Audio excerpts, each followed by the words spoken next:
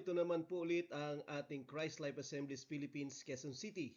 Ako po si Pastor Eugene at tinatanggap po natin ang bawat isa sa ating BST live stream. Ang pagpapala ng Panginoon ay sumaating lahat. Interesting po ang ating pag-uusapan ngayong araw na ito. Ito ay pinamagatang sigurista, paano magtapos na di tatanggihan. Tungkol pa rin ito sa kasiguraduhan ng ating kaligtasan. Paano tayo magpapatuloy na mayroong kasiguraduhan? Kasi sa panapanahon ay meron tayong kaisipan kung tayo ba ay nakakasapat ang ginagawa upang tayo ay tanggapin o tayo ba ay katanggap-tanggap sa ating mga espiritual na kalagayan. At paano tayo magtapos o magtatapos na di tatanggihan? At kung sigurista tayo, syempre aalamin natin. At kapag nalaman na natin, ay ating titiyakin na magtatapos tayong tatanggapin tayo isang araw. Sa 1 Peter 1 verse 14 to 16, bilang masunuring mga anak ng Diyos, huwag kayong padadala sa masasamang hilig ninyo nung hindi pa kayo nakakilala sa Diyos. So pwede bang madala ulit yung mga sumusunod ng mga anak ng Diyos o mga Kristiyano sa dati nilang nakahiligan at nakaugalian o masamang buhay o dating buhay? Pwede. Katulad ng sinasabi ni Peter dito sa verse 14. Bakit kinakailangan tayong mag-ingat? Dahil banal ang Diyos na tumawag sa inyo, kaya dapat magpakabanal din kagawa ninyo. Dahil sa Diyos na tumawag sa atin, upang tayo ay maging bagay sa Kanya, sa Kanyang kabanalan, tayo ay magpakabanal sa mga sumunod sa Kanya at sa gabay ng Espiritu Santo. Sapagkat sinasabi ng Diyos sa kasulatan, magpakabanal kayo dahil banal ako. This is a very tall order. Isang napakalaking responsibility at napakalaking gawain. Challenging itong bagay na ito na tinuran ni Apostol Pedro para sa simbahan, para sa lahat ng Christians from then on, hanggang sa kasalukuyan, hanggang sa ating hinaharap. Ito pa rin ang nire-require niya, ang ating kabanalan. Ito yung ating katapusan. Kung sakali, dito tayo lahat dapat magtatapos sa kabanalang minimiti ng Panginoon at hindi sa pag-ulit-ulit nung ating buhay nung hindi pa tayo nakakilala sa Kanya. Ayaw tayong manatili ng Panginoon sa kung paano niya tayo natagpuan. Ayaw niya tayong manatili kung paano tayo dumating sa Kanyang kaligtasan. Gusto niya tayong alalayan, gabayan upang magtapos sa Kanyang pinakamabuting kalooban. Ang ating kabanalan, ang eksklusibong pamumuhay para sa Kanya. Kasi yun yung ibig sabihin ng kabanalan, na tayo ay mabuhay para sa Kanya. At kung hindi tayo nabubuhay para sa Kanya, hindi magyayari ang kabanalang ginugusto ng Diyos para sa atin. Ang kabanalan ay nagsisimula sa pagnanasa sa kalooban ng Diyos at paggawa nito ng nagpapatuloy. Hindi lang natin ipagdadasal ang Kanyang kalooban na malaman natin, hindi lang natin ipagdadasal na tayo maging malakas na lumaban sa mga tukso, kundi tayo ay gagawa. Tayo ay susunod pagkatapos nating magdasal. Sa 1 Corinthians 9 verse 27, Bakit natin gagawin ang kabanalan? Sabi ni Apostol Pablo, pagkatapos niyang banggitin ang lahat ng mga responsibilidad na dapat niyang gawin bilang Christians para sa kaligtasan ng iba, sinusupil ko ang aking katawan at pinasusuko ko ito upang sa aking pangangaral sa iba ay hindi ako masumpungang hindi karapat-dapat. Hindi masumpungang hindi karapat-dapat kasi kahit ang Apostol Pablo ay mayroong panganib na siya ay hindi makapagtapos ng katanggap-tanggap sa Diyos. Kahit na siya ay nangaral, kahit na siya ay pinaghimalaan ng Diyos, kahit na ang mga prayers niya ay nasagot, kahit na nakaalam siya ng napakadami, kaya nakagawa ng napakadami, kapag hindi naman siya masumpungang karapat-dapat, sabi niya dahil hindi niya sinupil ang kanyang katawan, ang kanyang mga pansamantalang kalooban o kagustuhan, ang makamundo at makalamang kalooban niya, siya ay hindi tatanggapin at hindi siya magiging karapat-dapat sa huli. Isa pa, sabi niya sa 1 Corinthians 10 verse 12, kaya nga siya na nag-aakalang nakatayo ay mag-ingat at baka siya bumagsak. At ito na naman ay isang warning ni Apostol Pablo tungkol sa delusion o delusional na Kristiyano. Na nag-iisip siya na nakatayo siya kasi siguro dahil nag-pray siya last week. Kasi siguro siya ay nakaalam na ng ilang mga verses ng Biblia. Kasi siguro 3 years ago ay sinagot ni Lord yung kanyang panalangin tungkol sa kanyang sakit at siya ay pinagaling. Kasi siguro siya ay nanalangin sa iba at ang mga ito ay gumaling. O kaya naman, nag-witness siya ng ilang mga tao na at sila ay nagpabaptize. O kaya siya ay nakatanggap na ng Holy Spirit, nagpabautismo na, at nagsisi na siya 15 years ago. Yun ba yung ating katiyakan na tayo ay nakatayo? Nandito si Apostol Pablo na sinasabi niya, hindi lamang sa mga Corinthians, kundi sa lahat sa atin. Kasi pwede tayong mag-akala at ang lahat ng pag-aakala ay pwedeng maging hindi sakto o tama. Ang nag-aakalang nakatayo ay mag-ingat. Kasi baka, sabi niya, mayroong pagkakataon, mayroong tsansa na siya ay bumagsak na pala at hindi siya naging tiyak. Sa 2 Corinthians 13 verse 15, isa na naman niyang warning, suriin ninyo ang inyong sarili kung kayo ay nasa pananampalataya. Subukin ninyo ang inyong sarili. Hindi ba ninyo kinikilala ang inyong sarili na si Kristo ay nasa inyo? Maliban na lang kung kayo ay mga itinakwil na o itinakwil. So pwede para tayo matakwil. Kahit na tayo nakapagsimula na, kahit tayo ay nasa kay Kristo kasama ng mga Christians at nasa simbahan. Kasi hindi tayo nagpapatuloy sa pananampalataya. Sinusuri yung kanyang sarili kung siya ay nasa pananampalataya pa o hindi. At merong tsansa, malaking tsansa na siya ay pwedeng itakwil sa dulo. Ito ay mga warnings hindi dahil sa tinatakot tayo ng Apostol Pablo o ng Espiritu Santo sa salita ng Diyos.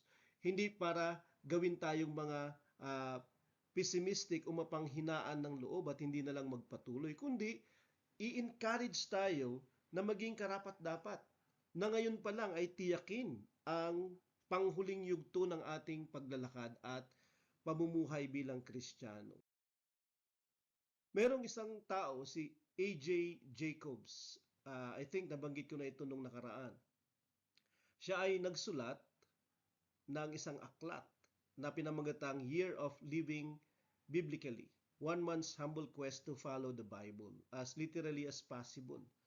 At ito ay ginawa niya o sinulat niya noong 2007 na libro. At ito ay based doon sa kanyang ginawa na within 1 year, talagang sinunod niya yung nakalagay sa Bible, Old at saka New Testament. At syempre, kahit sa napakaraming mga pagsunod na ginawa niya na syempre sa Old Testament pa lang ay 613 na kaagad na mga kautusan yung nandoon, di ba? At sinubukan niyang gawin talaga ng literal. Nagpahaba siya ng balbas kasi dapat ganun ang mga lalaki noong unang panahon. At ganun din yung kanyang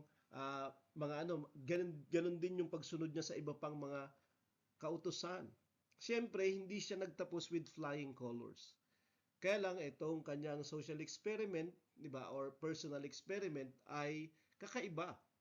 Kasi sinubukan niya na sumunod sa Diyos. Kasi ito yung mga utos ng Diyos sa Old at saka sa New Testament. Actually, dahil sa sinunod niya yung utos ng Panginoon o yung Biblia, ay binato niya yung isang mapangalunyang tao na kilala niya. Sa Old Testament pa lang, meron ng 613 laws or mitzvot. At napakadami nito at libo pa sa New Testament. At bakit sila nandito itong mga kautusan na ito? Oo, nandun na tayo. Yung Old Testament ay hindi na natin lubusan na susundin yung nakasulat diyan. Pero meron pang mga Old Testament laws na carry over sa New Testament. At meron pang mga napakaraming sinabi ng Panginoong Hesus, ng mga apostol, na dapat gagawin ng mga Kristiyano sa New Testament. Actually, mahigit sa doble ng Old Testament yung New Testament na mga kautusan. Negative at positive laws. So anong gagawin natin yon? Dito, palamuti lang sila. Dati, ang pagsunod sa Panginoon sa kanyang kautusan ay kabanalan. Sa Romans 12 verse 1, pagkatapos nating maligtas, paano tayo magpapatuloy sa Panginoon? Ito ang Romans 12 verse 1. Kaya nga, mga kapatid, sa pamamagitan ng mga kaawaan ng Diyos, ako ay namamanhik sa inyo, nakikiusap sa inyo. Ihandog ninyo ang inyong mga katawan sa Diyos bilang isang haing buhay, banal at kalugod-lugod sa Diyos. Ito ang inyong karapat-dapat na paglilingkod. Pagkatapos ating maligtas, pagkatapos ating makatanggap ng maraming kaawaan ng Diyos, ng great mercies from the Lord, ay kinakailangan na nating tugunan siya ng pagsisilbi. Hindi lamang worship, kundi service. Hindi lamang worship, proskuneo, kundi latria, service. Ihandog natin yung ating mga sarili sa Diyos. Ibig sabihin, tayo ay gaganap ng kanyang kalooban. Tayo ay gagawa ng kanyang kagustuhan. Bilang isang buhay, dahil hindi na tayo patay sa kasalanan kasi tayo ay hinalilihan ng Panginoon sa krus upang hindi na tayo yung mamatay. At tayo ay kanyang pinatawad. So meron na tayong kabanalan na nag-umpisa. Ang ating mga kasalanan ay kanyang in-erase. At tayo ay hindi nakaaway, kundi kalugod-lugod na sa Diyos. Pero dahil dito, magsisimula na tayong maglingkod ng isang karapat-dapat na paglilingkod. Ito yung tugon natin sa ating kaligtasan sa isang banda. Ito yung ating pagpapatuloy sa kaligtasan na tinanggap natin. Ito yung pruweba ng ating tutuong pananampalataya sa Kanya dahil tayo ay gagawa na para sa Diyos na meron tayo. So, ang paghahandog ng ating mga sarili, ng ating oras, ng ating lahat, ng ating lahat ng tinatangkilik at lahat ng tayo. Pagkatapos nating makatanggap ng Holy Spirit, ito yung ating dapat ginagawa at ito yung dapat nagiging buhay natin. Isang karapat-dapat na paglilingkod. Hindi lamang paglilingkod according to us, kundi according to God. Ito ang sinasabi ng verse 1. Yung paghahandog na ng ating mga sarili bilang gamit ng Diyos. Tayo ay mabubuhay na para sa Kanya. Magsisimula na rin ang pagtatanggol ng ating kaligtasan. Hindi lamang paglalakad sa katwiran ng Panginoon yung ginagawa natin. Kasi alam natin na mayroong nag-iimbot, mayroong gumugusto na tayo ay hindi magpatuloy at ang kaligtasan sa atin ay tumigil. Kaya tayo ay magsisimula ng makipagtanggulan. Tayo makikipagsimula ng makipaglabanan para sa ating sariling kaligtasan. At ang pinakamainam na paraan ng pagtatanggol ng kaligtasan natin ay yung ating pagsunod. Yung pinakamainam na paraan upang tayo ay palaging nangingibabaw sa lahat ng ating mga negatibong mga kalagayan itinatapon sa atin at binabato ng kaaway ay yung buong pusong paglilingkod sa Diyos. Pagpili na tayo ay mabuhay para sa Kanya. Sa verse 2, sabi niya, huwag ninyong iayon ang inyong mga sarili sa kapanahunang ito o sa sanglibutang ito. Okay? Tingnan natin yung generation na kinalalagyan natin. Merong mga uso, may mga trending, may mga viral, 'di ba? May mga pamamaraan sila na iba sa generation before us, 'di ba? At yung mundo natin ay tila baga iba dahil iba yung ating generation. Pero sabi niya, huwag nating iayon yung ating mga sarili sa generations kung saan tayo nandoon, o panahon kung saan tayo nandoon, o mundo kung saan tayo nakatira. Sa halip mabago kayo sa pamamagitan ng pagbabago ng iyong isipan. Ito ay upang masuri ninyo kung ano ang mabuti, kalugod-lugod at ganap na kalooban ng Diyos. Muli, hindi tayo makakasulong sa ating paglilingkod sa kabanalan na ginugusto ng Panginoon to be exclusively God's property. Yun yung ibig sabihin ng holiness, 'di ba? Yung tayo ay makapamuhay sa kanyang mabuti, kalugod-lugod at ganap na kalooban. Kung tayo ay nabubuhay ayon sa mundong ito, kaya yun yung unang-una nating kikilatisin sa ating mga sarili. Hindi na tayo magiging katulad nung hindi pa tayo nakakakilala sa Diyos. Yung ating pag-uugali, 'di ba? Meron na tayong titigil, meron na tayong sisimulan, meron na tayong babaguhin, meron na tayong iibahin. Meron na tayong mga uumpisahan na ibang mga pananaw, pag-uugali at paggawa. Sa Romans 12 verse 9, in-skip natin yung iba kasi madami, pero tungkol ito sa gifts, yung verse 3 hanggang verse 8. Pero dito sa verse 9, sabi niya, magmahalan kayo ng tapat, iwasan ninyo ang masama at laging gawin ang mabuti. So napakadami yung ating gagawin, di ba? iwag umayon sa sanglibutan at ang gagawin natin ay maglakad tayo sa kalooban ng Diyos at sa kanyang mga ah, sa kanyang mga kaloob. Hindi lamang sa kalooban niya, kundi sa kaloob. Yun yung verse 3 hanggang verse 8. At sabi niya dito, magmahalan tayo ng wagas, ng tapat. Genuine love. Di ba? Yun yung ating pagsaluhan. Huwag tayong maging peke. Iwasan ninyo ang masama at laging gawin ang mabuti. Tall order. Di ba? Napakalaking responsibility. Pero ito yung kanyang sinasabi na dapat gawin ng mga taong tumanggap na ng maraming kahabagan ng Diyos o kaligtasan. Napakarami nito. Sa verse 10 to 11, maging magiliwin kayo sa isa't isa tulad ng pag-ibig ninyo sa magkakapatid. Ang ating kapatiran, 'di ba? Ang ating fellowship ay ating alagaan ng pag-ibig, ng care, ng concern. 'Di ba? Sabi niya, igalang ninyo ang isa't isa ng higit pa sa inyong sarili. Igalang? Oo, pwedeng nating igalang yung isa't isa, pero yung mas higit pa sa ating sarili, parang sobra naman na yun. 'Di ba? Huwag maging tamad, sa halip ay maging masigasig, maging maningas sa espiritu na naglilingkod sa Panginoon. Ito yung ipinapagawa sa atin. Hindi lamang ito listahan ng mabubuting mga paraan, mabubuting mga gawain, kundi ito yung inaasahan natin dahil ating pinaglilingkuran ng Panginoon ng karapat-dapat na paglilingkod, na mayroong kabanalan, na mayroong buhay at kalugod-lugod sa Kanya. Verse 12 to 13, magalak sa pag-asa. Sa inyong paghihirap, maging matiisin. Kasi merong paghihirap, merong trials, may persecutions, may problems ang Christian. Di ba? Sa inyong pananalangin, magpatuloy kayong matatag. Be prayerful. Di ba? Be steadfast sa inyong pananalangin. Huwag tayong pabago-bago.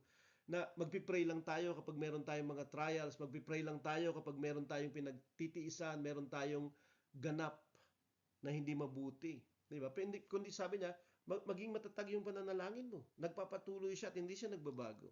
May bagyo man o wala, kausapin natin yung Diyos. Hindi lamang natin kakausapin siya kapag meron tayong gusto o meron tayong hinihingi. Kausapin natin siya kasi yun yung ibig sabihin ng prayer. Pakikipag-usap sa Kanya.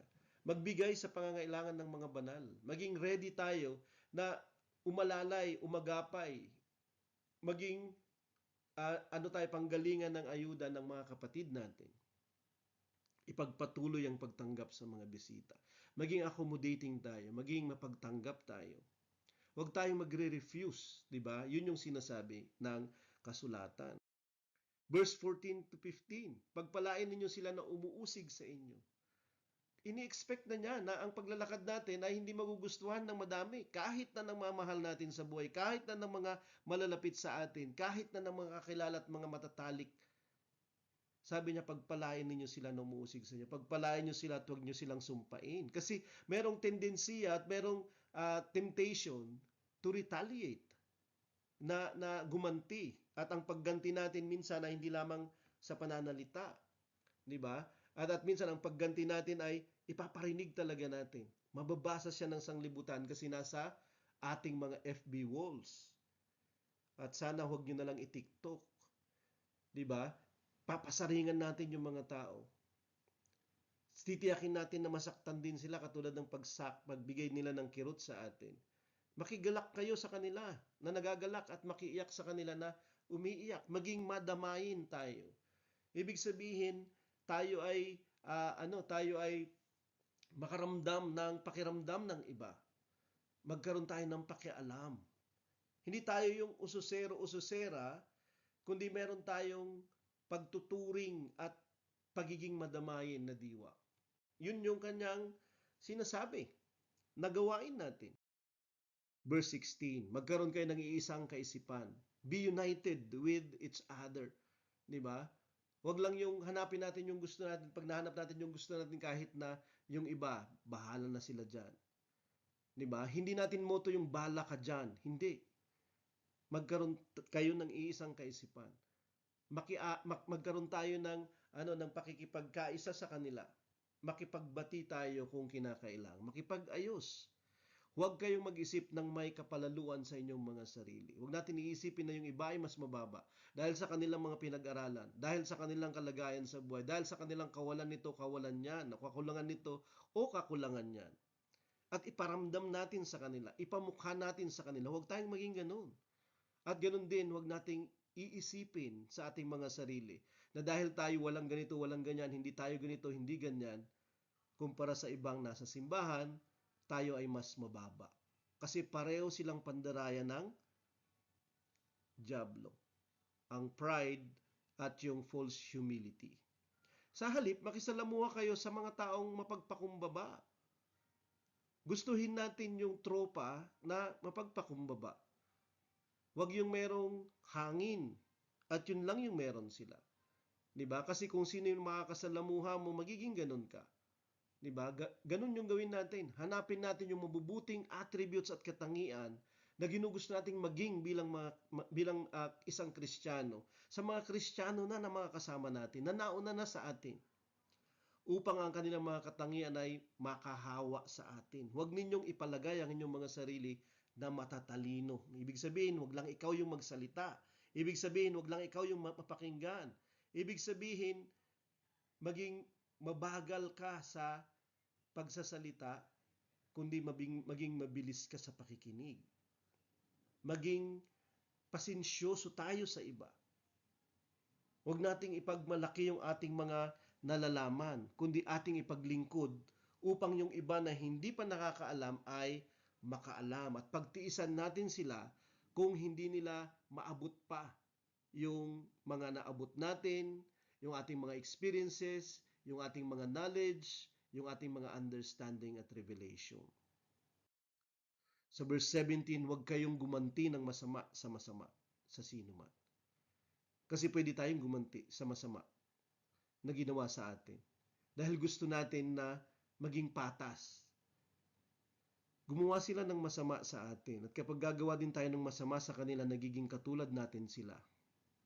Ayaw ng Diyos na gumawa tayo ng masama. Magkaloob nga kayo ng mga mabubuting mga bagay sa harap ng mga tao. Magbigay tayo. Diba? Mag-share ng mabubuti. Huwag yung sama o sama ng loob. Huwag tayo mag-share ng hindi rin natin magugustuhan kung tayo yung kanilang sisharean ng ganoon. Kundi mag-share tayo masigit ng pwedeng makatulong sa iba. Siyempre, hindi rin natin pipigilan yung sarili natin na humingi ng tulong kung kinakailangan natin ng tulong. Humingi ng saklolo kung kinakailangan natin ng saklolo. At humingi ng kaalaman halimbawa sa mga nauna na. Siyempre hindi. Gagawin pa rin natin 'yon. Pero yung point is, magbigay din tayo, mag-share din tayo. Huwag maging lugar yung simbahan natin at kapatiran natin ng kapakinabangan lang para sa atin. Meron din tayong mga kaloob, meron din tayong mga kakayahan, meron din tayong magagawa para makatulong sa iba. Lalong-lalo na sa kanilang panghihikayat, lalong-lalo na sa kanilang kaligtasan. And by all means, gawin natin yung ating magagawa to share something.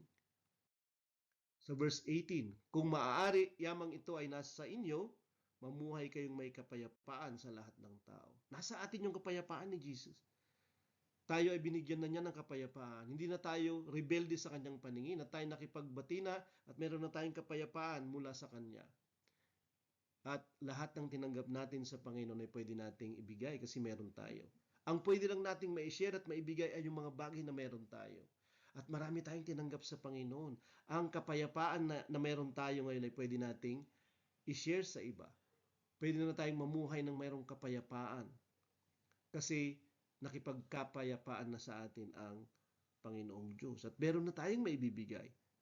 Mas sigit pa sa pwede nilang asahan at ikagugulat nila ito na magiging testimony natin dahil ang Diyos ay mabuti. Sa verse 19, mga minamahal, huwag kayong maghiganti. Sa halip, bigyan ninyo ng puwang ang galit ng Diyos sapagkat nasusulat, ang paghiganti ay sa akin, pagbabayarin ko sila sa kanilang ginawa. Ito ang sabi ng Panginoon. Sa mga nasaktan, ito man ay sinadya o hindi sinadya. Sa mga nabaliwala, sinadya man ito o hindi. Sa mga hindi tumanggap, sinadya man ito o hindi.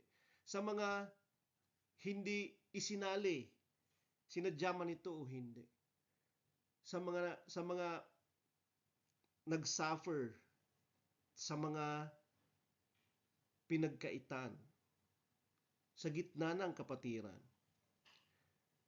At pwede tayong mag-isip, may araw ka din. At pwede tayong mag-isip, kung ako nagbago ng kalagayan, may mga ganong kaisipan. At ang temptation is, tayo ay kikilos, tayo ay magtatagumpay at kukunin natin yung tagumpay, yung ating buhay ay babaguhin natin at tayo ay uunlad. Pero ang dahilan at motibo ng ating pag-unlad ay dahil ipapamukha natin sa kanila. Masamang motibo. Dahil ito ay diwa ng paghihiganti.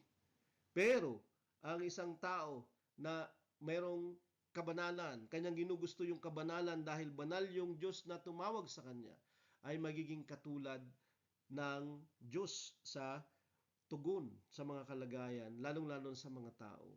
Dahil ang Panginoong Diyos ay hindi kagad-agad gustong maghiganti sa ating mga pinaggagawa. Subalit meron siyang biyaya, meron siyang habag, meron siyang awa, meron siyang pag-ibig, at ginugusto niya tayong magsisi kung sakali. At kanyang yayakagin tayo sa pagsisisi. Kukumbinsihin niya tayo ng kanyang pagmamahal na dapat tayong mabago upang hindi magpatuloy yung sakitan, upang hindi magpatuloy yung nakakasakit na ugali, upang hindi magpatuloy yung masamang tao. Sa gitna natin. Yun yung ating gugustuhin. Hindi yung tatalikuran natin sila. Hindi yung iiwasan natin sila. Hindi yung iiwan natin sila dahil sila ay nakasakit. Hindi yung hindi tayo magpapatawad. Hindi yung hindi nagpatawad na ako pero hindi mo na ako makikipagbati. Paano yon? Dinadaya mo yung sarili mo kapag ganun, yung iyong pananaw tungkol sa kapatawaran. Hindi, sige, nagpatawad na ako pero hindi ko makakalimutan. Paano yun? Sinasabi mo lang talaga na hindi ka nagpapatawad. Di ba? O, kinakailangan nating mahilom sa mga sugat natin. Pero madalas, ang hinahanap nating paghilom, ang daan ay yung pakikipagbati. Ang daan ay magdasal tayo sa Panginoon upang makayanan natin makipagbati kung hindi natin kayang makipagbati at makipag-ayos. Mayroong paghihiganti ang Diyos. Mas marunong siya. Mayroong nakatakdang oras at hindi niya pababayaan na mayroong mga kalagayan tayo na ginawa ng mga tao sa atin na hindi nila inayos, na hindi sila matutuos isang araw. Ibigay natin sa Panginoon dahil siya naman talaga yung hukom. Kaya lang inilalagay natin yung mga sarili natin sa poder ng Diyos at tayo na yung nagiging hukom sa isa't isa. Sa verse 20, kaya nga kapag nagutom ang inyong kaaway, pakainin mo siya. Imagine. Kapag nauhaw siya, painumin mo siya sapagkat kapag ginawa mo ito, bubuntunan mo ng nagbabagang uling ang kanyang ulo. Yung tao ay mag-iisip. Iisipin niya, bakit ko siya ginawan ng masama samantalang napakabuting tao nitong taong ito. Pero kapag nagugali tayo ng masama dahil ginawan tayo ng masama, iisipin niya, mabuti nga sa kanya na ginawan ko siya ng ganyan kasi tingnan mo talaga yung ugali niya. Bakit tayo inutusan ng Panginoon na maging banal sa ganitong paraan? Sa verse 21, huwag kayong patatalo sa masama kundi talunin ninyo ang masama. Totoo, hindi tayo pwedeng magpatalo, hindi tayo gumive in at gumive up sa masama. Tayo ay mananatili sa mabuti. Kaya lang, ano ang gagawin natin para manalo tayo sa masama? Sa pamamagitan ng paggawa ng mabuti. At yung mga mabubuti na sinasabi niya ay yung all of the above na sinasabi niya kanina. Yan yung mga magaganda at mabubuting paggawa. Natatalo sa masama. Hindi siya matatalo dahil magpipray tayo. Hindi siya matatalo dahil mag-iisip tayo ng mabuti. Hindi siya matatalo dahil magsasalita lang tayo ng mabuti. Hindi gagawa tayo ng gagawa ng mabuti. Sa Romans 13 verse 1, magpasakop kayong lahat sa mga namumuno sa pamahalaan. Pati ito. Di ba? Pati ito. Sapagkat ang lahat ng pamahalaan ay nagmula sa Diyos at siya ang naglagay sa mga namumuno sa kanilang pwesto. Pinahintulutan ng Panginoon na mangyari yung kalooban ng tao, hindi yung kalooban niya. Okay? Kasi yun yung gusto ng tao eh. Yun yung ibinoto niya eh. Okay? So, kung gusto nila si Hitler, o di si Hitler, mapapasa kanila yung ganung uri ng pamumuno kung sakali. Kasi ang tamang pamumuno na nagmula talaga sa Kanya ay susunod sa Kanyang kalooban. At ang kalooban ng Panginoon ay itong mga pinunong ito, kanilang hahatulan ng mga masasama. Hindi sila mamumuno sa masasama. Hindi nila pamumunuan ng kasamaan ang bansa na kanilang pinamumunuan. Diba? Pero sabi niya, magpasakop tayo sa mga namumuno sa pamahalaan. Kasi sila ang itinalaga upang humatol sa mga masasama. Pero paano kapag ang mga namumuno mismo yung masasama? Siyempre, hindi tayo susunod sa masama. Diba? Kaya lang ipag-pray natin sila upang maging mabuti sila. Ito rin ang dahilan kung bakit nagbabayad kayo ng buwis. Magbayad tayo ng tama. Tumugon tayo ng tama sa ating gobyerno, na ibig sabihin, magbayad tayo ng buwis. Huwag lang natin silang ipagdasal, katulad ng sinasabi sa ibang scriptures, 'di ba? Kundi kung ano yung ating kung ano yung ating dapat na ginagawa at tugon, kung ano yung dapat responsibilidad natin ay ating gawin. Sapagkat ang mga namamahala ay mga lingkod ng Diyos na nagtalaga ng kanilang sarili sa gawaing ito. Okay? Sila ay nagbabayad din ng buwis. Hindi sila kumukupit ng buwis. 'Di ba? Hindi sila yung unang hindi nagbabayad ng buwis. Dapat sila yung unang nagbabayad ng buwis. Yung mga nasa pamahalaan kung sakali. Kaya nga mayroong korap na pamamahala, 'di ba? At syempre kapag korap at pinagagawan niya tayo ng hindi mabuti, huwag nating gagawin. Okay? Huwag nating gagawin. Pero yung pagbabayad ba ng buwis ay tama? Tama 'yun. Kasi sinasabi ng scriptures dito. Verse 8, huwag kayong manatiling may pagkakautang kanino man. Pwedeng umutang, pero huwag mo nang patagalin yung utang mo. At dahil dito sa mga utang na ito na pinatagal ng mga tao, kaya yung mga relasyon ng mga kapatiran sa loob ng simbahan nagkakalabuan. Kaya yung mga dating magkakaibigan, hindi na sila nagkikibuan. Kaya dahil sa ganitong pag-uugali ng mga mangungutang na mga kapatid, na inintindi naman dahil pangangailangan nga nila. Noong oras na sila ay nangangailangan, sila ay binigyan ng awa. Pero wala silang awa dahil nung sinisingil na sila, ay hindi na sila makita-kita. Naging invisible brothers at invisible sisters na sila. At hindi lang sila unseen, sila ay seen lang ng seen sa GC o sa kanilang messenger kung sila ay pinapollow up. Huwag kayong manatiling may pagkakautang kanino man. Pwede tayong umutang at dapat magpautang tayo, lalo na kung kinakailangan. Pero ating alamin kapag yung mga kapatid naman o yung isang kapatid, ang dami na pala niyang inuutangan, huwag naman tayong maging ganun. Kasi yun ay pang-aabuso na. Kasi yun ay pagti-take advantage, 'di ba? Scammer ka na kapag ganoon, kapatid, 'di ba? Pwede tayong umutang. Pero kapag ano man yung ating pinagkasunduan, sundin mo 'yun. Kasi hindi naman pinulot yung pera ng kapatid na nagpautang sa iyo. Okay?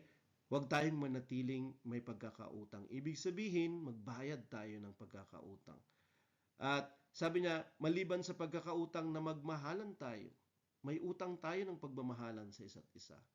Okay? So, ikaw ay dapat kong mahalin kasi may utang ako na magmahal sa iyo, ganun ka din sa akin. At kapag ito ay nakita natin na responsibility natin na mahalin yung isa't isa, napakaganda ng ating fellowship, napakaganda ng ating samahan. Sapagkat ang nagmamahal sa kanyang kapwa ay nakatupad sa mga nasa kautusan.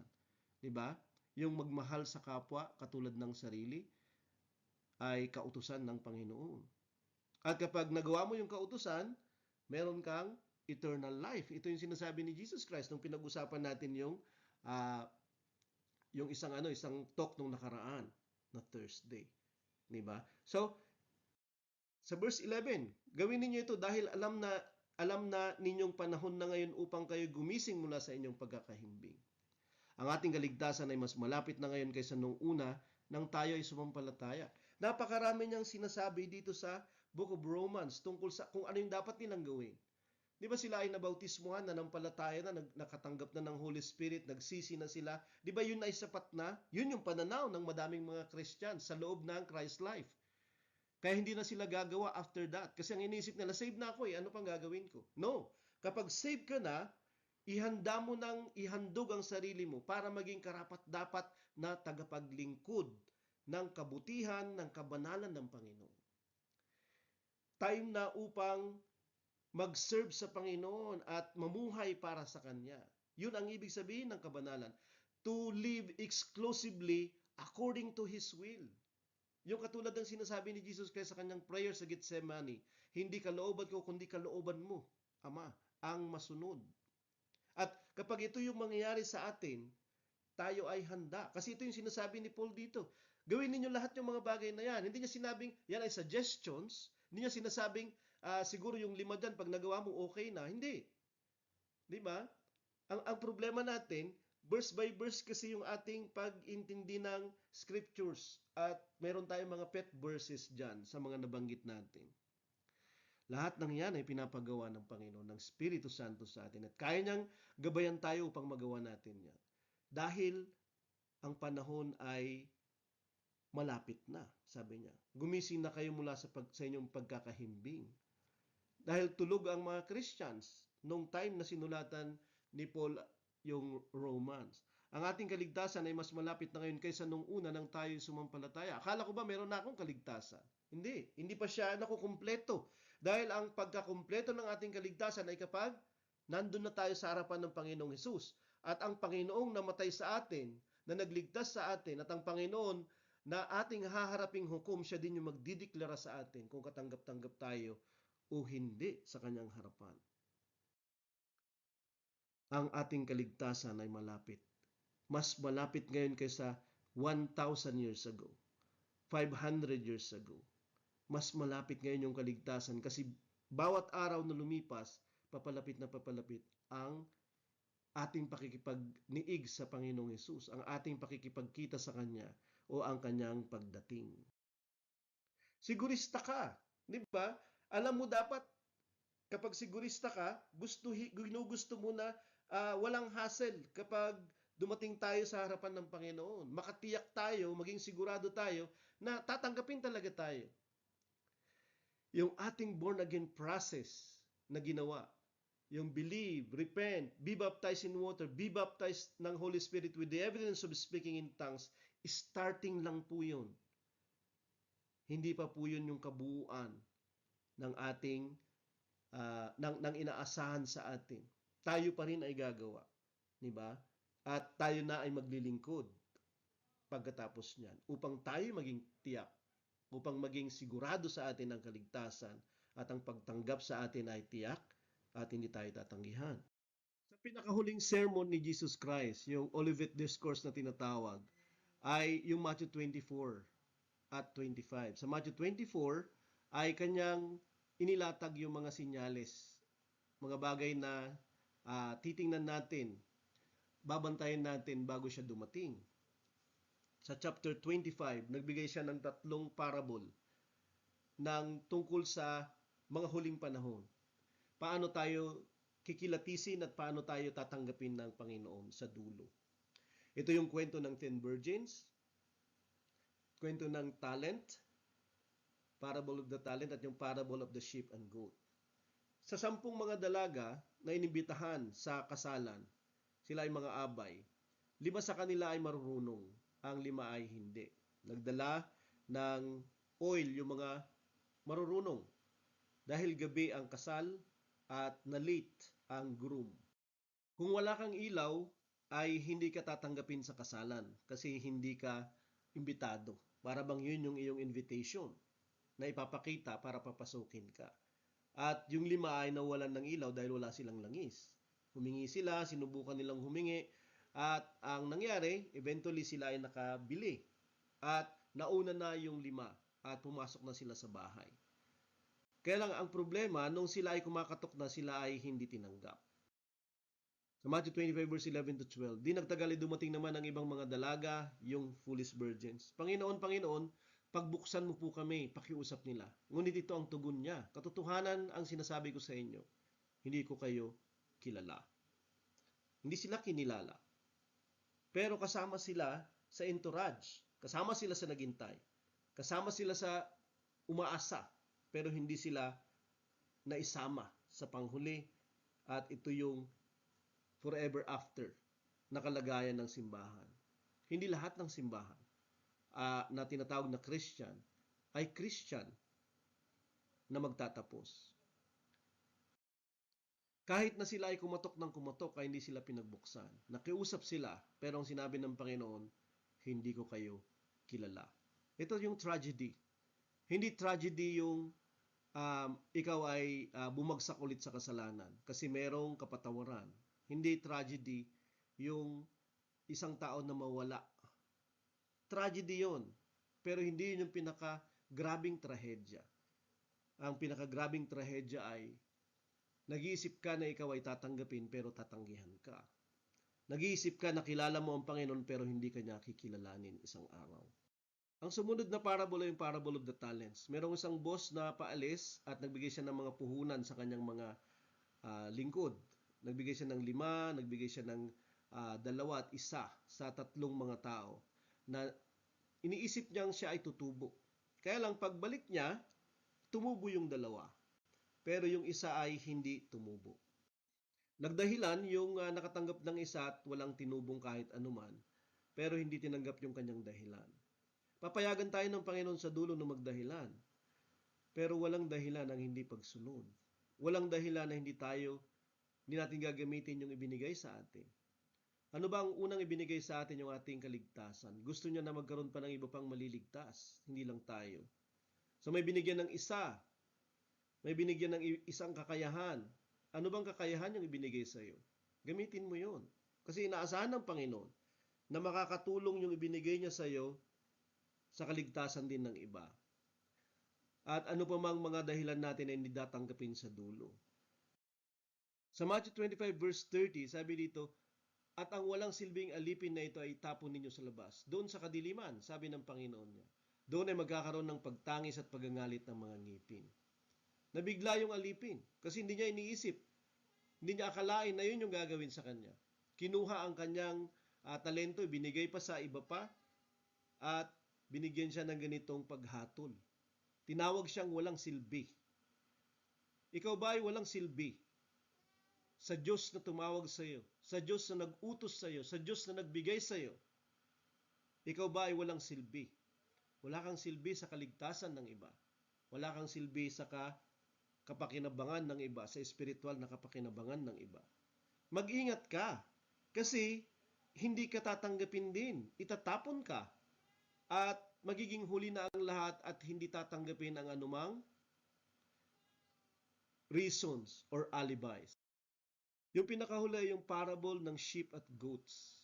Pagdating ng Panginoon, sabi niya, paghihiwalay niya yung sheep at goats, mga tao ito, alinsunod sa kanilang pagtugon sa pangangailangan ng pinakamaliit sa mga kapatid niya. Pinakamaliit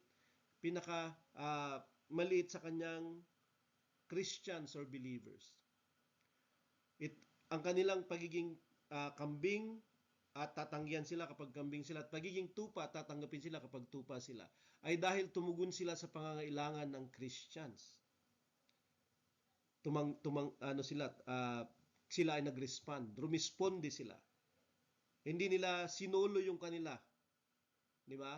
Hindi nila pinabayaan na ma-miss nila yung opportunity to share, to help ng kahit anuman sa Christians.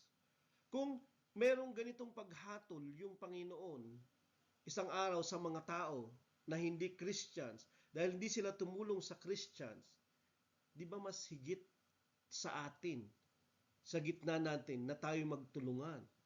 Kasi baka mamaya yung hatol ng mga tao, sila ay magiging kambing o magiging tupa sa dulo, magiging ganun din tayo at masasali tayo doon. Dahil hindi tayo tumugon sa pangangailangan ng church natin, ng Christians natin, ng family natin. May mga pangangailangan at meron tayong pandama at hindi natin mapipigilan, di ba? Hindi lamang prayers in words or in kind. Pwede ring things, pwede ding iba pang mga bagay na pwedeng makatighaw, makapuno, pwedeng makabusog, pwedeng makapagpainit ng kanilang katawan, katulad ng damit. Sa Matthew 25 verse 41, dahil na-miss nila yung opportunity na inilagay ng Panginoon sa kanila para sila ay tumugon sa mga pangangailangan ito. Sabi ng Panginoon sa kanila, sasabihin niya sa mga nasa kaliwa, sa mga kambing, magsilayas kayo, mga sinumpa. Doon kayo sa walang hanggang apoy na inihanda para sa dyablo at sa kanyang mga anghel. Yung 5 virgins ay hindi tinanggap. Tinanggihan yung alipin na hindi kumita at yung hindi tumugon sa pangangailangan, pinalayas. Nandun na sila. Christians na sila. Nandun na sila, mananampalataya na sila. Nagsimula sila na tama, nagtapos sila na hindi. Tiyakin natin yung ating pagtatapos. Siguruhin natin yung ating pagtatapos. Bakit ito yung ginugusto ng Panginoon? Na tayo ay dapat merong liwanag katulad ng 5 wise virgin, na tayo ay dapat lumalago, umuunlad sa ating sa business of the Father, at tayo ay dapat tumutugon sa pangangailangan. Dahil ganun yung Panginoong Yesus.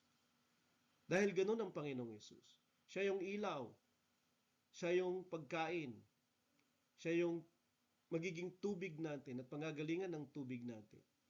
Siya yung ating yaman, siya yung ating mga pangagalingan ng ating kaloob, at siya ay mapagbigay. Hindi lamang siya labing, siya ay giver. At masasalamin sa ating buhay yung buhay niya. At kapag hindi nasasalamin yon, ang kikilalanin lang ng Diyos ay yung kanyang anak sa dulo. Let us be the reflection of the life of Christ now, upang makilala niya tayo in Christ kapag dumating tayo sa kanyang harapan isang araw at hindi niya tayo tanggihan. So tinanggihan sila. So anong gagawin natin kapag nandito tayo sa ganitong kalagayan? Na tayo ay hindi flying colors, di ba, sa mga nakasulat sa listahan ng Romans 12, Romans 13 kanina. At ilan lang yun sa mga listahan. Dahil ang iniisip lang natin, nakareceive na tayo ng Holy Spirit, nag-speaking in tongues na tayo. Katulad lang ng mga tao nag-iisip, may pananampalataya na kami, di na kami gagawa. Di ba parang ganun din? Nag-tongues na kami at hindi na kami gagawa. Pareho lang tayo. Di ba? Huwag tayo maging pareho kasi baka tanggihan tayo isang araw. Paano kapag nandito tayo sa ganitong kalagayan? Gumawa na tayo. Magsimula na tayong gumawa. Magsimula na tayong maging abala hanggat hindi siya dumadating sa mga kalooban na ginugusto niya, sa mga utos na kanyang pinapagawa, at sa pagliligtas na kanyang iniatas sa atin.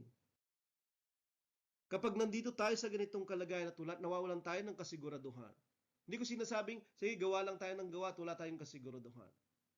Okay? At nakapokus lang tayo sa paggawa. Hindi, pumokus tayo kay Kristo at siya yung ating kasiguraduhan. Sa Hebrews 10 verse 14, sapagkat sa pamamagitan ng isang alay ay kanyang ginawang sakdal magpakailanman ng mga ginagawang banal. Tayo ay being sanctified, ginagawang mga banal tayo, pinapaging banal tayo. At dahil sa alay ni Jesus, ay tiyak yung ating walang hanggan na tayo ay magiging sakdal o banal. Paano nangyari yun? Kasi magkukulang tayo, kasi magkakasala tayo, kasi kung tayo ay pumapalya, ang kanyang hain o alay sa krus, yun pa din yung ating kapatawaran. At dahil doon, dahil sa ginawa niya, meron tayong kapatawaran upang makapagsimula na naman tayo ulit sa pagsunod, sa paggawa, at sa kabanalang ginugusto ng Panginoon sa atin.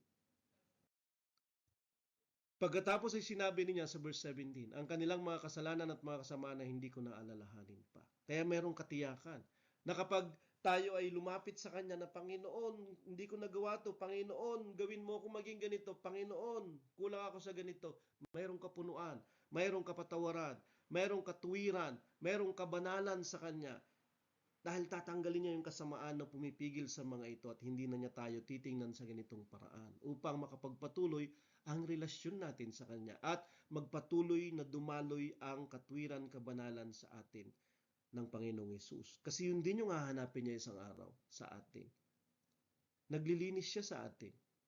Marami tayong kakulangan, limitasyon, marami tayong kapalpakan, marami tayong kapalaluan, marami tayong kasalanan at kasamaan.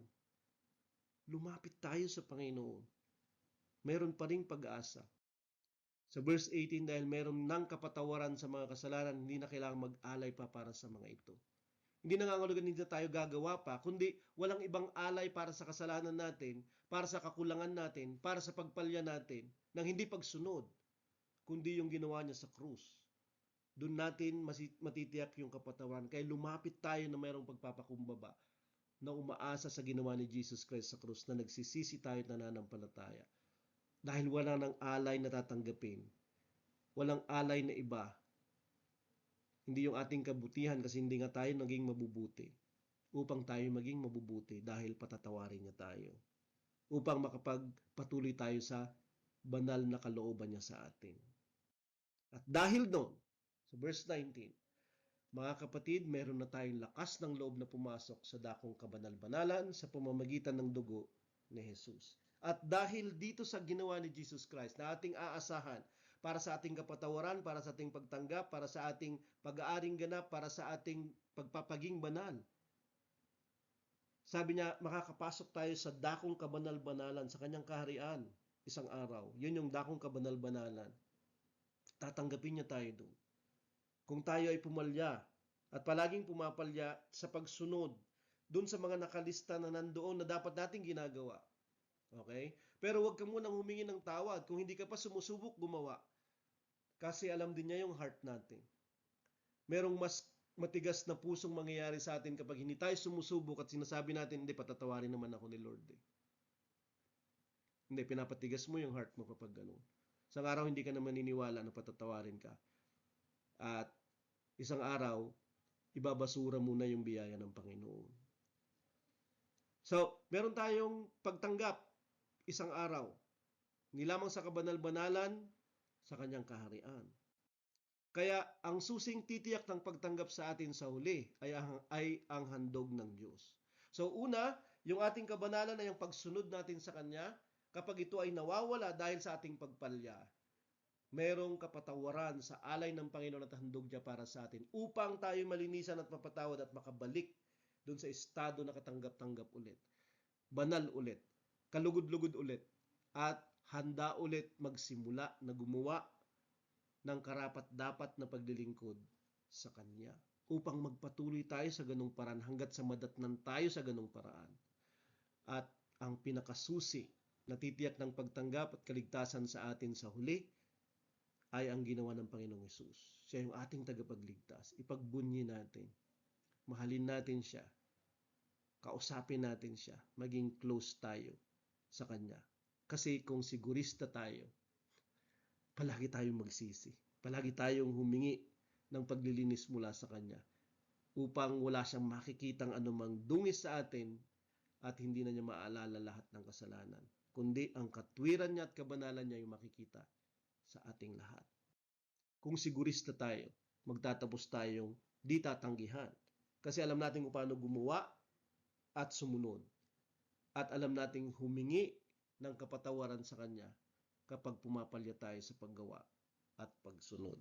Sigurista ka ba? Simulan mo nang gumawa. Sigurista ka ba? Lumapit ka sa Panginoon at magpakumbaba.